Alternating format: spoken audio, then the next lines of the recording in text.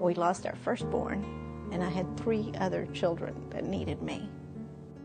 You wake up crying, you just do.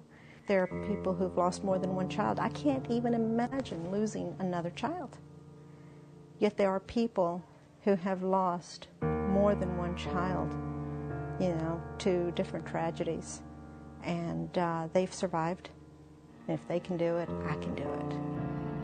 You live an insulated life. You assume you're in charge. You assume you know what's going on. You have your hopes and your plans and all of that. And I was a plan person. You know, I had plans laid out. Danny's death just stopped me right in my track. So much of what I knew theoretically, all of a sudden had to become real. I had to take everything that I had learned in my life, everything that had been presented to me, and utilize it, or I would not have survived. He was with me, and in fact, she was driving. We were on our way to Grand Haven to play this club over there, and that would have been my last weekend playing music in the nightclubs. And on the way there, a pickup truck pulled in front of us, and we had a like head-on collision. That's the last I remember of anything there, because I don't know what happened till I was in the hospital.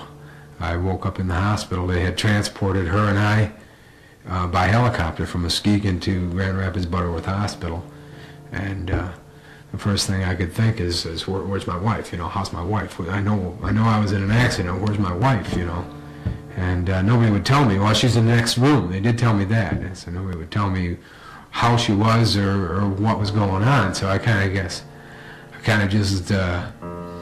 kept asking, you know, persistent as I was, and because nobody was answering the question, I just guessed that, well, she's gone, isn't she? She's gone, and they finally did say that. Yeah, she was gone. I said, well, yeah, I had some tears for a few minutes, you know, and then I get to thinking about it. Says, man, oh man, I'm telling you, it's such a, it's just the pain is that you miss somebody, you know, but the joy is that you know where she's at. There's a story during the time of Buddha.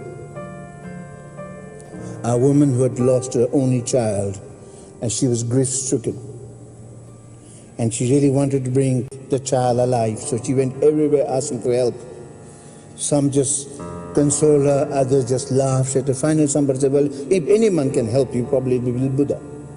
So when we went with the Buddha, Buddha said, okay, I can bring her back to life if you can bring a handful of, a bowl full of mustard seed from a house that never experienced death. And she thought, she was very elated. Oh, well, there's a hope. So she went round the cities asking for a bowl full of mustard seed from a home that had not experienced death. When, as she visited, she experienced that everywhere she went, there's somebody in that house that died. And as she went around looking for, then her own kind of grief loosened, because she realized that the death is not a conspiracy. It's something that everybody suffers from. Do you understand?